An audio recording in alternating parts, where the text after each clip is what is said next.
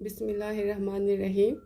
आज का हमारा है lecture number 7, detection of nitrogen, sulphur and halogen.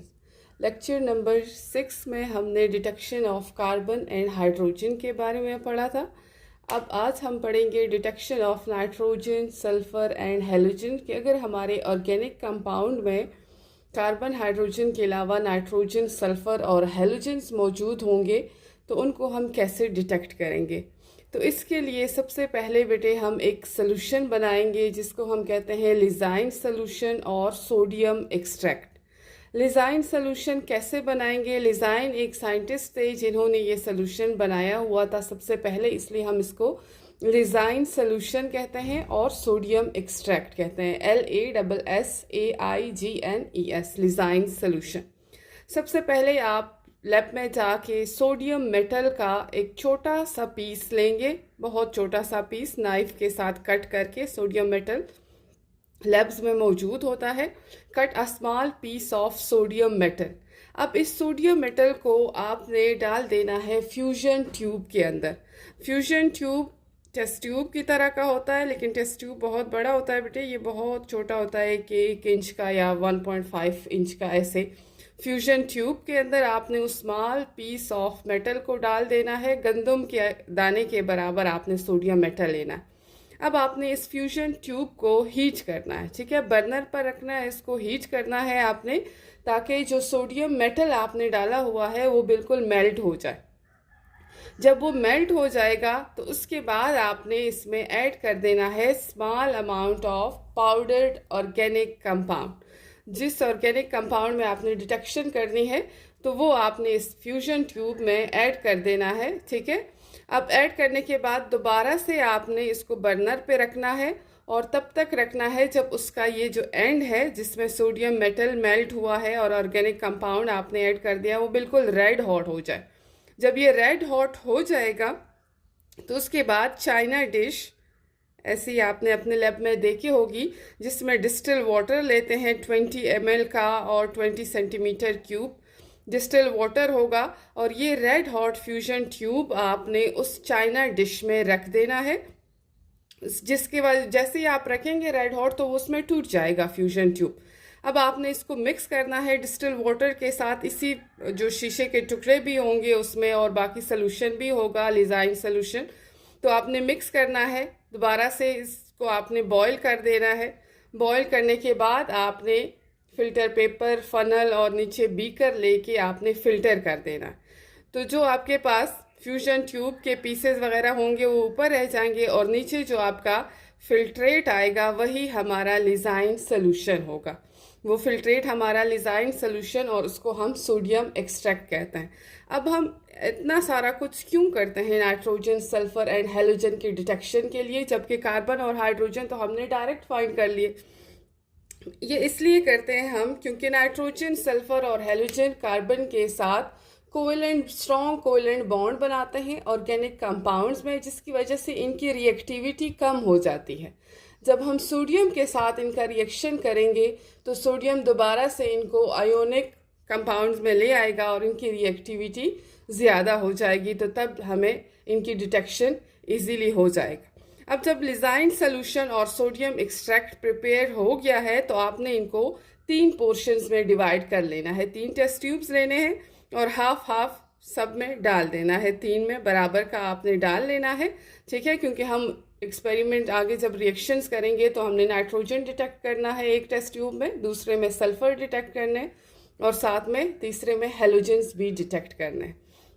समझ आ गई है कि लिज़ाइन सोल्यूशन कैसे बनाएंगे? सोडियम मेटल का स्मॉल पीस हम कट करेंगे नाइफ के साथ, उसको फ्यूजन ट्यूब में लेंगे और उसको हम फ्लेम पे रख के मेल्ट कर देंगे। जब वो मेल्ट हो जाएगा तो उसके बाद हम उसमें ऑर्गेनिक कंपाउंड ऐड करेंगे स्मॉल अमाउंट और दोबारा से इनको हीट करेंगे और तब तक फ्यूजन ट्यूब को हीट करना है जब तक उसका जो बॉटम है वो बिल्कुल रेड हॉट ना हो जाए।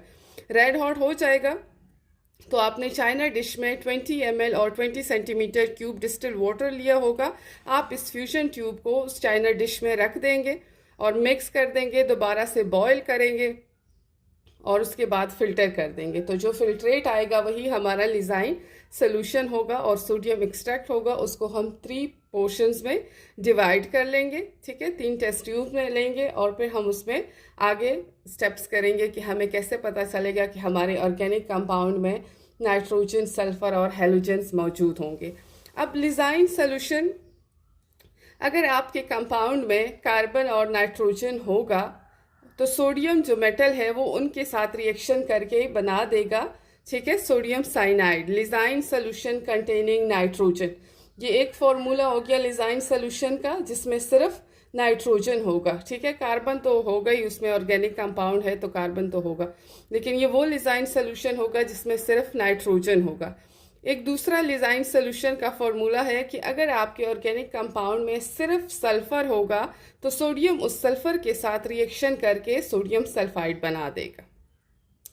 थर्ड है हमारे पास कि अगर आपके ऑर्गेनिक कंपाउंड में नाइट्रोजन और सल्फ़र दोनों मौजूद होंगे तो सोडियम उनके साथ रिएक्शन करके सोडियम थायोसाइनाइड बना देगा, NaSCN। ये सोडियम साइनाइड, ये सोडियम थायोसाइनाइड हो जाएगा। और अगर सिर्फ हेलोजेंस होंगे तो सोडियम हेलोजेंस के साथ रिएक्शन करके NaCl, NaBr, NaI, इस तरह का। ये तो 4 फॉर्मूलेज हैं लिज़ाइन सोल्यूशन के कि अगर आपके ऑर्गेनिक कंपाउंड में सिर्फ नाइट्रोजन होगा तो रिएक्शन कैसा होगा, कौन सा आपके पास सोल्यूशन बनेगा। अगर आपके ऑर्गेनिक कंपाउंड में सिर्फ सल्फ़र होगा तो सोडियम उसके साथ रिएक्शन करके कौन सा कंपाउंड बनाएगा, कौन सा लिज़ाइन सोल्यूशन बनेगा। अगर आपके कंपाउंड में दोनों चीज़ें मौजूद हैं, नाइट्रोजन भी मौजूद हैं और सल्फ़र भी मौजूद हैं, और अगर सिर्फ और सिर्फ हैलोजन मौजूद है तो आपके पास क्या लिज़ाइन सोल्यूशन बनेगा। तो ये 4 टाइप्स के लिज़ाइन सोल्यूशन आपके पास बन सकते हैं। अब इसमें हम नाइट्रोजन टेस्ट करते हैं सबसे पहले कि नाइट्रोजन को हम कैसे डिटेक्ट करेंगे, ठीक है। तो हम लिज़ाइन सोल्यूशन लेंगे, ठीक है, जो एक टेस्ट ट्यूब में आपने एक पोर्शन लिया हुआ है, उसमें लिज़ाइन सोल्यूशन ऑलरेडी पड़ा हुआ है, उसमें आप ऐड कर देंगे फ्यू ड्रॉप सोडियम हाइड्रोक्साइड के, उसको अल्कलाइन बनाने के लिए, रिएक्शन को करने के लिए, ठीक है। सोडियम हाइड्रोक्साइड के साथ आप उसमें ऐड कर देंगे फेरस सल्फेट। अब जब आपने फेरस सल्फेट ऐड कर दिया तो आप इसको आहिस्ता आहिस्ता से बॉयल करना स्टार्ट कर देंगे, ठीक हो गया। और साथ में आपने इसमें FeCl3 भी ऐड कर देना है और HCl भी ऐड कर देना है, ठीक है। टाइम के साथ साथ आप उसमें ये ऐड करते जाएंगे, ठीक हो गया। अब जब आप ऐड कर दिया आपने, उसी टेस्ट ट्यूब में आपने सोडियम हाइड्रोक्साइड ऐड कर दिया, few drops ferrous sulphate add कर दिया, फ्रेशली प्रिपेयर्ड फेरस सल्फेट, क्योंकि अगर आप फ्रेशली प्रिपेयर्ड नहीं लेंगे तो ये कन्वर्ट हो जाता है, ठीक है, फेरिक सल्फेट में, और ये हम आगे पढ़ेंगे। ये Fe+2 इसका चार्ज है यहाँ पे, ठीक है, सल्फेट का -2 होता है, तो ये तो टाइम बाद अनस्टेबल होता है तो ये Fe+3 में कन्वर्ट हो जाता है, लेकिन हमें चाहिए फ्रेशली प्रिपेयर्ड यानी Fe+2 के फॉर्म में, ठीक है। FeCl3 फेरिक क्लोराइड भी ऐड कर दिया आपने, HCl भी। अब आपके पास 2 कलर्स आएंगे। अगर आपके पास प्रूशियन ब्लू, ग्रीनिश ब्लू सा कलर आया तो उसका मतलब आपके ऑर्गेनिक कंपाउंड में सिर्फ नाइट्रोजन मौजूद है, आपके ऑर्गेनिक कंपाउंड में सिर्फ नाइट्रोजन मौजूद है। और अगर आपके पास ये सब करने के बाद ब्लड रेड कलर का आ गया तो इसका मतलब आपके ऑर्गेनिक कंपाउंड में नाइट्रोजन और सल्फ़र दोनों मौजूद हैं, नाइट्रोजन और सल्फ़र दोनों मौजूद हैं ऑर्गेनिक कंपाउंड में। अब हम इसके रिएक्शंस देखते हैं। रिएक्शन में आपके पास सोडियम साइनाइड, ठीक है, कि अगर हम कंसिडर करते हैं कि हमारे पास सिर्फ नाइट्रोजन वाला लिज़ाइन सोल्यूशन है, यानी हमारा जो ऑर्गेनिक कंपाउंड है उसमें सिर्फ नाइट्रोजन होगा, तो हमारे पास ये वाला लिज़ाइन सोल्यूशन होगा सोडियम साइनाइड, ठीक है। अब इसमें जब आप FeSO4 ऐड कर देंगे, ठीक हो गया, तो FeSO4 ऐड करने के बाद आपके पास एक कम्प्लेक्स बनेगा Na4FeCN6, ठीक हो गया, और साथ में सोडियम सल्फेट के साथ रिएक्शन करके सोडियम सल्फेट बना देगा। इसको हम कहते हैं sodium ferrocyanide, sodium ferrocyanide complex बनेगा। अब ये जो सोडियम फेरोसाइनाइड, आप इसको बैलेंस भी कर सकते हैं, यहाँ पे देखिए 4, 5, 6 सोडियम है तो दूसरे साइड पे आप 6 ऐड कर दें। अब यही जो हमारे पास सोडियम फेरोसाइनाइड है ये FeCl3 के साथ रिएक्शन कर रहा है, FeCl3 के साथ, और आपके पास क्या बन रहा है, ये Fe, याद करने के लिए आसान हो जाएगा, ये Fe इस सोडियम को रिप्लेस कर देगा, ठीक हो गया। Na4 है तो आपके पास ये क्या हो जाएगा, Fe4 हो जाएगा। लेकिन यहाँ पे हमने कुछ नहीं लिखा हुआ था क्योंकि सोडियम का चार्ज होता है +1 का, लेकिन जो आपके पास Fe है उसका चार्ज होता है +3 का, तो यहाँ पे आपके पास आ जाएगा 3, ठीक है। बाकी आपके पास वही है FeCN6 और सोडियम क्लोरीन के साथ रिएक्शन करके सोडियम क्लोराइड बना देगा। तो ये जो फेरिक फेरोसाइनाइड बन रहा है, फेरिक फेरोसाइनाइड, इसी का प्रूशियन ब्लू कलर होता है, जो हमें बता रहा है कि आपके ऑर्गेनिक कंपाउंड में नाइट्रोजन प्रेजेंट था, आपके ऑर्गेनिक कंपाउंड में नाइट्रोजन प्रेजेंट था। ठीक हो गया।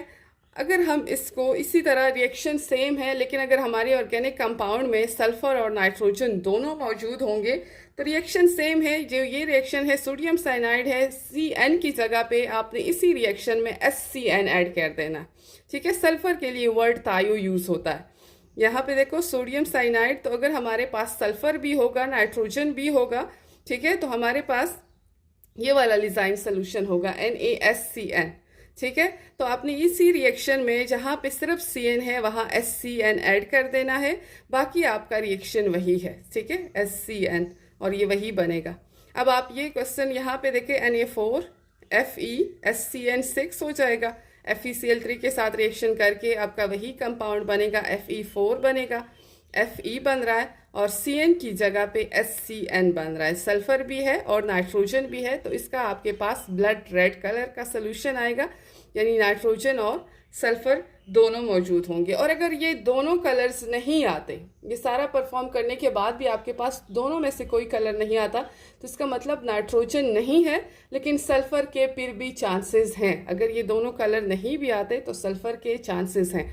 अब आपने ये नहीं पूछा, आप पूछेंगे मुझसे कि इसमें सोडियम हाइड्रोक्साइड और HCl तो रिएक्शन में नहीं आए। सोडियम हाइड्रोक्साइड ऐड किया था हमने रिएक्शंस को अल्कलाइन करने के लिए, और HCl ऐड करके हमने उस रिएक्शन को न्यूट्रलाइज कर दिया था, लेकिन फास्ट करने के लिए हम ये यूज़ करते हैं। ठीक हो गया, थैंक यू।